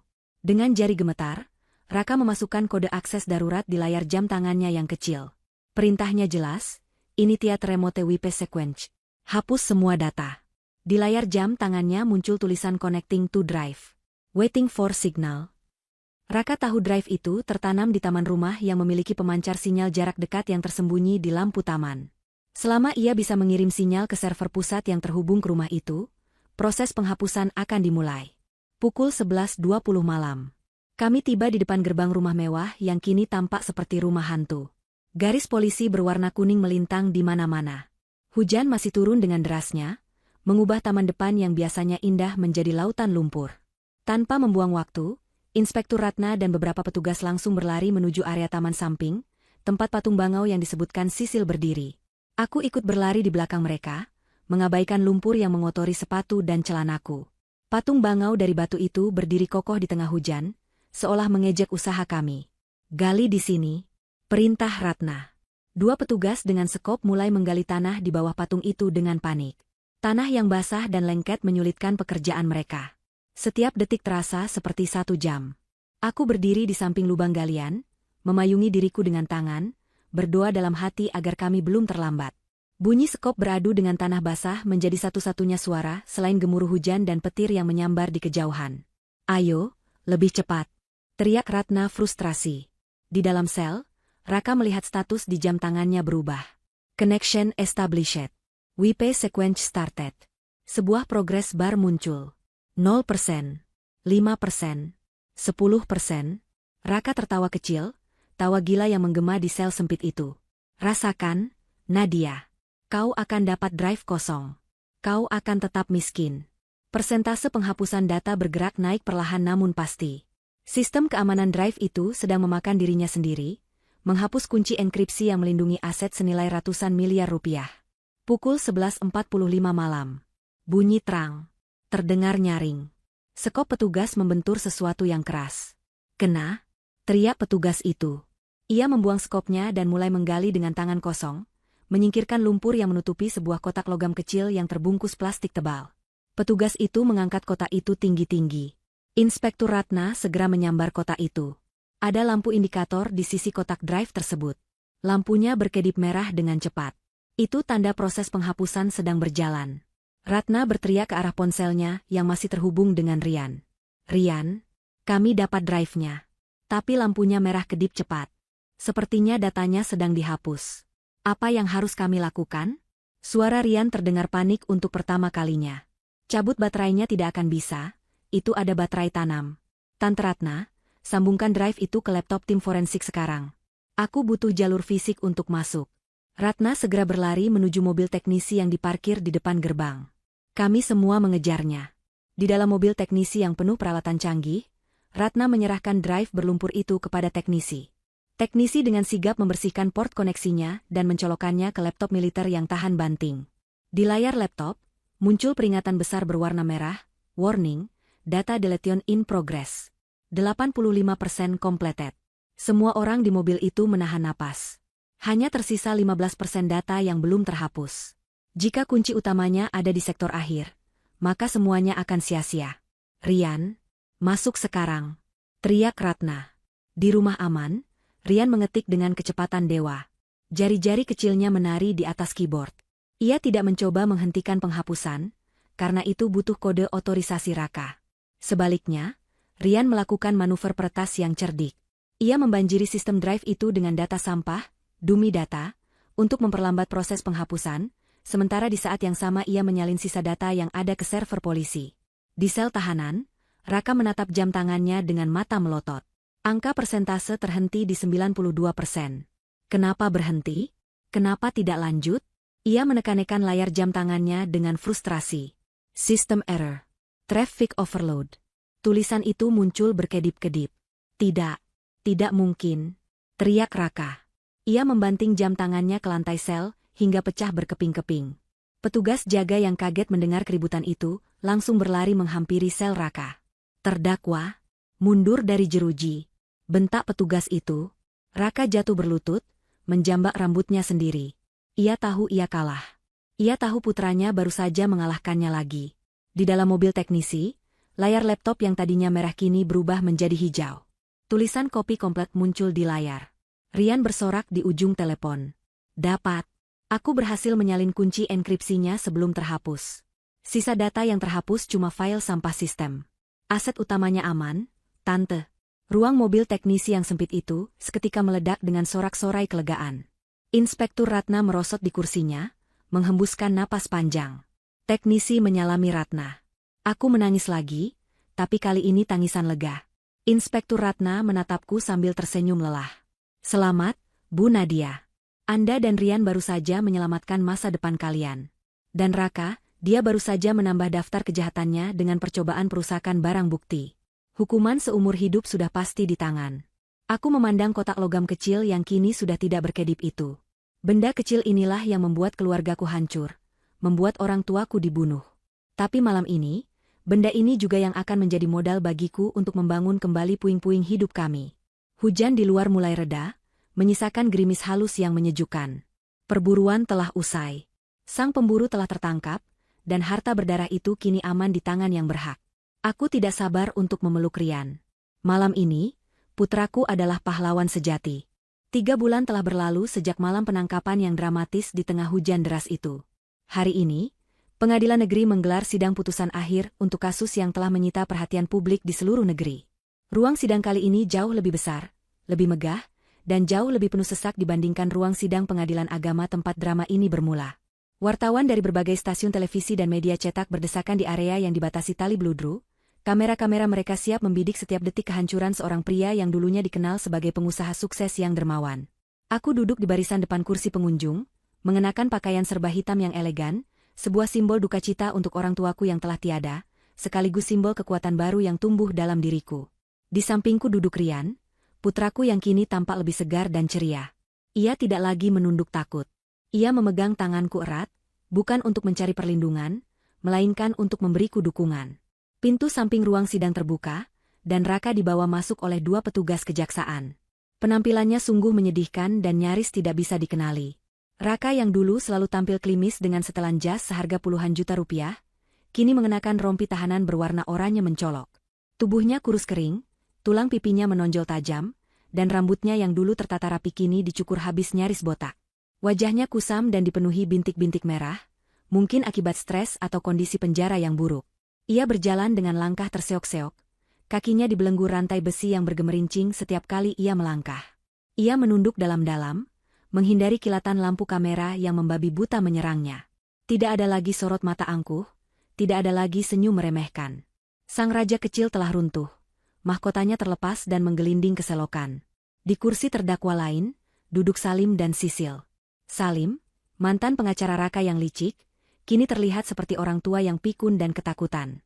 Ia telah memilih untuk menjadi saksi pelaku yang bekerja sama dengan penegak hukum, atau justice kolaborator, demi mendapatkan keringanan hukuman. Sepanjang persidangan minggu-minggu sebelumnya, Salim telah menelanjangi semua kejahatan Raka tanpa sisa. Ia membeberkan bagaimana Raka memintanya menyuap petugas untuk memalsukan laporan kecelakaan orang tuaku, bagaimana Raka merencanakan pengambil alihan aset, hingga rencana Raka untuk menjebloskanku ke rumah sakit jiwa. Pengkhianatan Salim adalah pukulan telak pertama bagi Raka. Melihat orang yang dulu ia bayar mahal kini berbalik menyerangnya dengan ganas, membuat Raka semakin terpuruk dalam keputusasaan. Sisil duduk terpisah agak jauh dari mereka berdua. Wanita yang dulu begitu bangga dengan kecantikannya itu kini tampak layu. Tanpa perawatan salon mahal dan riasan tebal, wajah aslinya terlihat tua dan lelah. Lingkaran hitam di bawah matanya menandakan ia tidak bisa tidur nyenyak di balik jeruji besi. Ia terus menangis sesenggukan sejak sidang dimulai, sebuah taktik basi untuk memancing simpati hakim. Namun, air matanya tidak berarti apa-apa setelah rekaman suaranya di area parkir malam itu diputar ulang berkali-kali di persidangan sebelumnya. Suaranya yang penuh kesombongan saat mengakui perselingkuhan dan rencana pencucian uang telah menutup pintu hati siapapun yang mendengarnya. Ia bukan korban manipulasi Raka seperti yang ia klaim di awal, ia adalah mitra aktif yang menikmati setiap detik kejahatan mereka. Hakim Ketua, seorang pria parubaya dengan wibawa yang menakutkan, mulai membacakan berkas putusan yang sangat tebal. Suaranya bergema di seluruh ruangan yang hening. Satu persatu fakta hukum dibacakan. Mulai dari bukti forensik digital yang diambil Rian dari tabletnya, rekaman pengakuan di area parkir, hingga temuan fisik hard drive berisi aset kripto hasil curian yang sempat coba dimusnahkan Raka. Namun, bagian yang paling membuat ruangan menahan napas adalah ketika hakim membacakan fakta persidangan mengenai kematian orang tuaku. Bukti transaksi ke bengkel dan pengakuan mekanik yang telah ditangkap membuktikan bahwa kecelakaan itu adalah pembunuhan berencana yang dieksekusi dengan dingin. Aku meremas tangan Rian saat mendengar bagian itu, rasa sakit kehilangan orang tua kembali menyeruak, namun kali ini bercampur dengan rasa lega karena keadilan akhirnya ditegakkan. Terdakwa Raka, ucap hakim ketua dengan nada tegas, tatapannya menusuk lurus ke arah Raka yang gemetar di kursi pesakitan. Berdasarkan seluruh bukti yang sah dan meyakinkan, majelis hakim menyatakan Anda terbukti secara sah dan meyakinkan melakukan tindak pidana pembunuhan berencana, percobaan pembunuhan, penggelapan dalam jabatan, dan pencucian uang. Tidak ada hal yang meringankan dalam perbuatan Anda. Anda adalah otak dari semua kejahatan ini, yang tega membunuh mertua Anda sendiri dan meracuni istri Anda demi harta. Kejahatan Anda dilakukan dengan sadis, terencana, dan tanpa sedikitpun rasa penyesalan. Raka mencoba mengangkat wajahnya, bibirnya bergerak-gerak hendak mengatakan sesuatu, mungkin sebuah pembelaan terakhir atau permohonan ampun, namun suaranya tercekat. Ia hanya bisa menatap hampa ke arah meja hakim. Majelis hakim memutuskan, lanjut sang hakim sambil mengangkat palunya tinggi-tinggi, menjatuhkan pidana kepada terdakwa Raka dengan pidana penjara seumur hidup. Hukuman seumur hidup. Kata-kata itu meledak di udara seperti petir di siang bolong. Raka terlonjak dari kursinya, matanya melotot seolah bola matanya akan keluar. Ia berteriak histeris, suara yang keluar dari tenggorokannya terdengar seperti lolongan binatang yang terluka parah. Tidak, tidak mungkin. Saya tidak mau mati di penjara. Ini tidak adil. Salim bohong. Semuanya bohong. Nadia, tolong aku. Nadia, teriakannya memilukan sekaligus menjijikkan. Ia mencoba berlari ke arahku, namun petugas keamanan dengan sigap membanting tubuhnya ke lantai dan menahannya. Selain itu, lanjut hakim tanpa terganggu oleh keributan Raka. Seluruh aset yang terbukti merupakan hasil kejahatan atau yang digunakan untuk melakukan kejahatan, termasuk aset kripto, rumah, kendaraan, dan rekening bank atas nama terdakwa dan terdakwa Sisilia, disita oleh negara untuk kemudian dikembalikan sepenuhnya kepada korban, saudari Nadia, sebagai ganti rugi atas kerugian material yang diderita. Palu diketuk 3 kali dengan keras. Tok, tok, tok. Keputusan itu bulat dan final. Raka tidak hanya kehilangan kebebasannya, ia juga kehilangan setiap sen uang yang ia dewa-dewakan selama ini. Ia kembali menjadi 0, bahkan minus. Sisil yang mendengar putusan itu menjerit histeris lalu pingsan di tempat duduknya. Ia divonis 20 tahun penjara, sebuah hukuman yang cukup lama untuk menghabiskan sisa masa mudanya di balik tembok beton yang dingin. Sali mendapatkan hukuman paling ringan, 10 tahun penjara, berkat perannya membongkar kasus ini, namun karirnya sebagai pengacara sudah tamat selamanya karena izin praktiknya dicabut seumur hidup. Keadilan telah dijatuhkan dengan bobot yang setimpal bagi masing-masing pelaku. Ruang sidang riuh rendah oleh suara tepuk tangan pengunjung dan jepretan kamera wartawan. Jaksa penuntut umum saling bersalaman dengan wajah puas. Saat petugas menyeret Raka keluar dari ruang sidang, ia sempat berpapasan denganku yang berdiri di dekat pintu keluar. Petugas memberinya waktu sedetik, karena Raka meronta ingin bicara padaku. Wajahnya basah oleh air mata dan ingus, sangat jauh dari citra pria berwibawa yang dulu ku kenal. Nadia, tolong, rintihnya dengan suara parau, tangannya berusaha menggapai ujung bajuku. Aku hilaf, Nat. Aku suamimu. Ingat Rian, jangan biarkan aku busuk di sana. Tolong bicaralah pada hakim. Aku masih mencintaimu. Kata-kata cinta yang keluar dari mulutnya terdengar seperti lelucon paling buruk yang pernah kudengar. Aku menatapnya dengan tatapan datar, tanpa emosi, seolah aku sedang melihat orang asing yang tidak penting. Aku tidak marah, tidak juga sedih. Aku hanya merasakan kehampaan yang menenangkan. Pelan-pelan, Aku membungkuk sedikit agar wajahku sejajar dengan wajahnya yang menyedihkan itu. Kau ingat obat racikan yang kau suruh Sisil berikan padaku setiap malam? Bisikku pelan, hanya agar dia bisa mendengarnya. Raka terdiam, matanya membelalak ketakutan. Aku menyimpannya 1 botol penuh. Raka. Polisi sangat senang menerimanya sebagai barang bukti tambahan yang memperberat hukumanmu. Jadi jangan bicara soal cinta. Kau mencintai uangku, dan sekarang uang itu kembali padaku. Nikmatilah hidup barumu di dalam sana. Aku menegakkan tubuhku kembali dan menarik tangan Rian untuk pergi. Rian menatap ayahnya sekilas, lalu memalingkan wajahnya tanpa ragu. Ayah jahat, ucap Rian pelan, namun cukup keras untuk menghancurkan sisa-sisa hati Raka yang mungkin masih ada. Rian tidak menoleh lagi. Kami berjalan keluar dari ruang sidang dengan kepala tegak, meninggalkan Raka yang meraung-raung memanggil namaku di belakang. Pintu ruang sidang tertutup perlahan, memisahkan masa lalu kami yang kelam dengan masa depan yang kini terbentang cerah di hadapan kami. Suara raungan Raka perlahan menghilang, digantikan oleh suara langkah kaki kami yang mantap menyusuri lorong pengadilan menuju pintu keluar, menuju kebebasan yang sesungguhnya. 6 bulan kemudian, kehidupan telah berubah drastis, berputar 180 derajat ke arah yang jauh lebih baik. Pagi ini, sinar matahari masuk menembus jendela kaca besar di ruang kerjaku, menghangatkan ruangan yang kini terasa begitu hidup dan berenergi. Aku duduk di kursi direktur utama, kursi yang dulu diduduki oleh ayahku, dan sempat dikuasai oleh bayang-bayang Raka meski ia tidak pernah resmi menjabat. Di hadapanku, terhampar laporan keuangan kuartal ketiga yang menunjukkan grafik menanjak berwarna hijau. Perusahaan warisan ayahku, PT Sejahtera Abadi, telah bangkit dari keterpurukan. Setelah aset-aset yang dicuri Raka dan Sisil berhasil dikembalikan melalui putusan pengadilan, aku menggunakan dana tersebut untuk menyuntikkan modal, membayar utang-utang vendor yang tertunggak, dan yang terpenting, membersihkan perusahaan dari parasit-parasit lain yang dulu ditanam oleh Raka.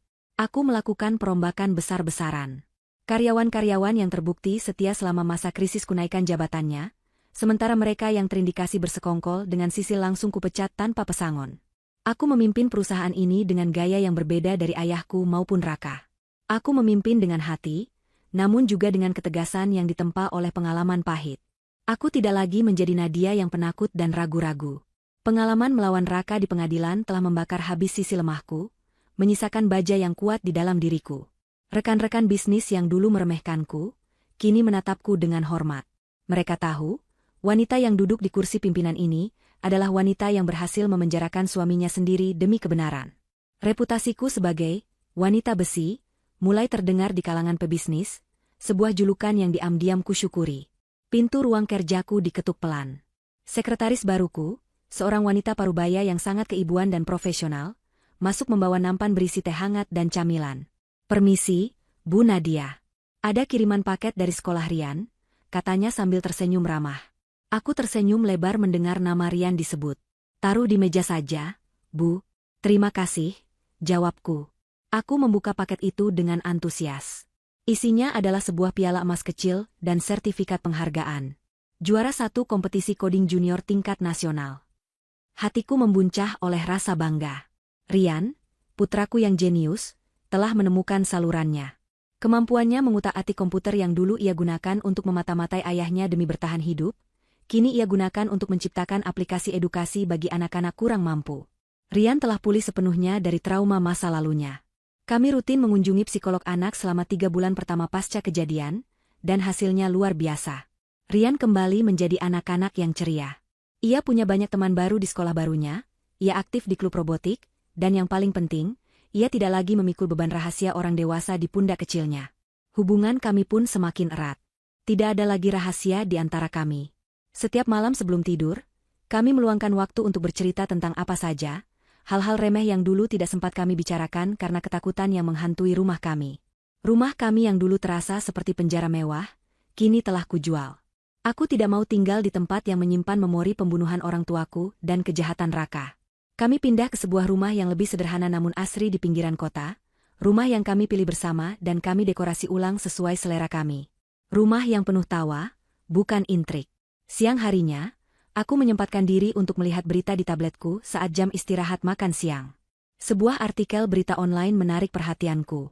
Judulnya, "Nasib Tragis Mantan Pengusaha di Balik Jeruji Besi." Ada foto candid yang diambil diam-diam dari dalam penjara. Di foto itu, terlihat Raka sedang duduk di pojok sel yang kotor, dikelilingi oleh narapidana lain yang bertubuh besar dan penuh tato. Raka terlihat sedang memijat kaki salah satu narapidana itu. Artikel itu menceritakan bagaimana Raka menjadi bulan-bulanan di penjara. Karena kejahatannya yang membunuh orang tua sendiri dianggap sangat hina bahkan oleh penjahat lain, ia dikucilkan dan sering menjadi korban perundungan. Harta kekayaannya yang habis disita membuatnya tidak bisa membayar uang keamanan di dalam penjara, sehingga ia harus menjadi kacung bagi narapidana yang lebih berkuasa demi mendapatkan perlindungan minim. Membaca berita itu, aku tidak merasa kasihan. Itu adalah karma instan yang ia tuai. Raka yang dulu sombong dan selalu merendahkan orang lain, kini berada di posisi terendah dalam hierarki sosial, melayani orang-orang yang dulu mungkin tidak sudi ia pandang. Keadilan Tuhan bekerja dengan cara yang sempurna. Sementara itu, Sisil dikabarkan mengalami depresi berat di penjara wanita. Ia yang terbiasa hidup mewah dan manja, tidak sanggup menghadapi kerasnya kehidupan penjara yang menuntut kerja fisik. Kecantikannya memudar, digantikan oleh wajah tua sebelum waktunya yang dipenuhi guratan penyesalan. Mereka berdua mendapatkan apa yang pantas mereka dapatkan, sisa hidup yang penuh penderitaan dan penyesalan yang tak berujung. Sore harinya, aku menjemput Rian di sekolah. Ia berlari ke arahku dengan senyum lebar, memamerkan medali lain yang ia dapat dari lomba lari estafet. "Ibu, aku menang lagi," serunya riang. Aku memeluknya erat, mencium pipinya yang berkeringat namun harum bau matahari. "Kamu hebat, Nak. Ibu bangga sekali padamu," bisikku. Kami berjalan menuju mobil, bergandengan tangan. Langit sore itu berwarna jingga kemerahan, sangat indah. Angin sepau-sepau menerpa wajah kami, membawa kesejukan. Saat kami sampai di taman rumah baru kami, Rian tiba-tiba berhenti. Ia mengeluarkan tablet lamanya dari dalam tas sekolahnya. Tablet yang menjadi saksi bisu dan pahlawan dalam kisah kami. "Ibu," kata Rian sambil menatap tablet itu. "Aku rasa aku sudah tidak butuh ini lagi untuk menyimpan bukti jahat. Memorinya penuh dengan kenangan buruk. Boleh aku format ulang? Aku mau isi dengan game baru dan foto-foto liburan kita nanti." Pertanyaan Rian terdengar sederhana, namun maknanya sangat dalam. Ia ingin menghapus masa lalu. Ia ingin membersihkan lembaran hidupnya. Aku tersenyum dan mengangguk mantap. "Tentu saja, Nak. Hapus semuanya. Kita tidak butuh kenangan buruk itu lagi. Kita buat kenangan baru yang indah mulai sekarang." Rian menekan tombol di layar tabletnya. "Formatting." Tulisan itu muncul sebentar, lalu layar menjadi bersih. Bersih seperti hidup kami sekarang. Rian tertawa lega, lalu berlari mengejar kupu-kupu yang melintas di taman. Aku duduk di bangku taman, melihatnya bermain dengan bebas. Di tanganku, aku memegang cangkir teh hangat. Teh asli, tanpa racun, tanpa rasa takut. Aku menyesap teh itu perlahan, menikmati kedamaian yang merasuk ke dalam jiwa. Badai telah berlalu, menyisakan tanah yang subur untuk menanam harapan baru. Aku, Nadia, dan putraku, Rian, telah memenangkan pertempuran panjang ini. Kami bukan lagi korban. Kami adalah penyintas. Dan di bawah langit senja yang indah ini, aku berjanji pada diriku sendiri, tidak akan ada lagi yang bisa menyakiti kami. Fajar baru telah menyingsing, dan sinarnya begitu terang, menghapus semua kegelapan yang pernah ada.